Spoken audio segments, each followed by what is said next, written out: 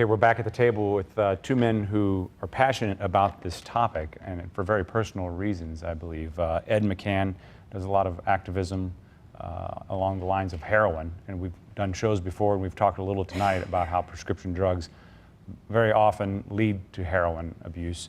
And also Jude Hassan, author of The Suburban Junkie, I think described yourself once as the last person you would think would ever become an addict.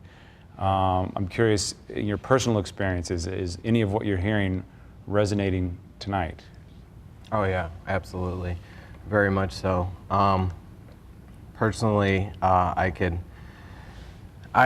started out using prescription pills in high school. That was, what led me down the path that eventually led me to heroin.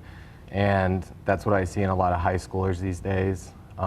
Very scary trends that are going on. I do a lot of public speaking in high schools, and they have this new thing called pill parties, where a bunch of kids literally go to a party and fill up a bowl with a bunch of different pills and just reach in there and start, taking them. And, it's just scary. And obviously it leads to a lot of awful things. So definitely a very personal topic with me. The graphic that we just had there, we talked about kids talking to their parents and what they kind of reveal to their parents, I believe is what it was saying, and only 14%.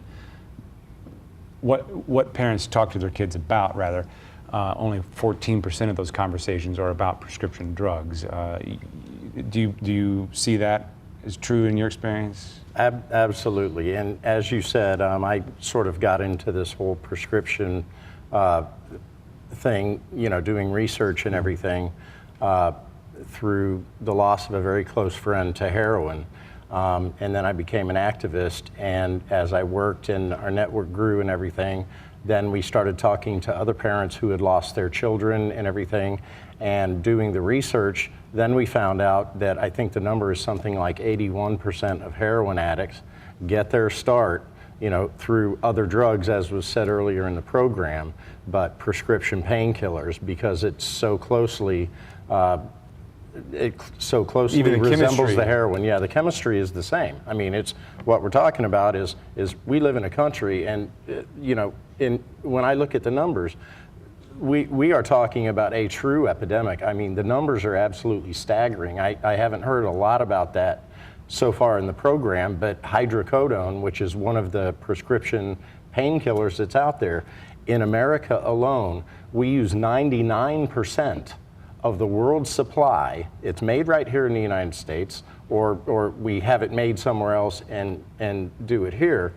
We are our own biggest producer of drugs that end up contributing to this prescription epidemic. 130 million prescriptions a year in the United States. So what are parents and children, what do parents not know that they need to know? I think as much as anything, it's just the fact that these are by prescription. Everybody says it's a prescription, it's okay, even if it's not my prescription. It's not killing people, but the fact is 20,000 people are dying a year in the United States. It's the single largest cause of accidental death in the United States. And prescription painkillers are the #1 cause of those accidental overdose deaths. So Jude, what do we do? For some reason, it's not something that's talked about in people's homes. They might hit on every other subject except prescription pills, and I think that's a mistake. I think just bringing up the subject and talking about it and keeping the communication open with your children is key, really. What do you wish your parents would have known? Because you had, as I understand from your book, a good relationship with your parents. Oh, yeah, you were active absolutely. and you had activities. You Sure. were, as you said earlier, or as we said earlier, not the last person we would expect to end up in this situation. What do you wish your parents would have done or known? They really did catch it too late. I wish, just like so many of the people that I interact with at Bridgeway on a daily basis, they say, this wasn't me. This wasn't me. I was a good kid. I was, I had a nice home. I had a good family. I had a good wife. And, you don't ever think it's going to happen to you.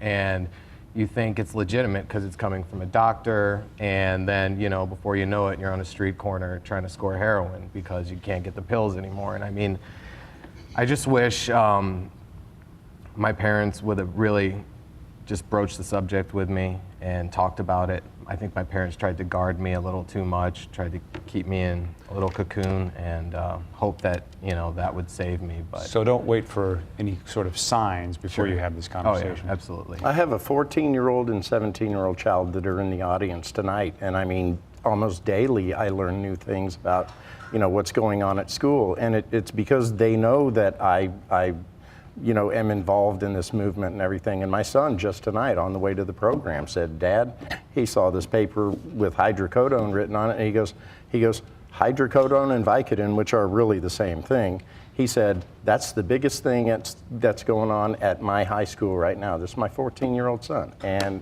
a lot of his friends are using it. Thank you, Joe.